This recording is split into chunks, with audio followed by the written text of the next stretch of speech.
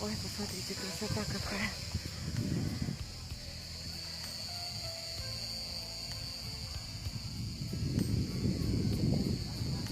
Близко не подходи.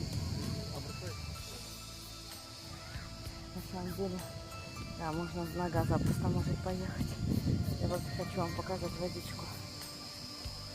Люди плавают. Это считается муниципальный пляж. Райская бухта. Тут с округи местные приезжают купаться. А туристов возят со стороны моря вот на катерах тоже плавать.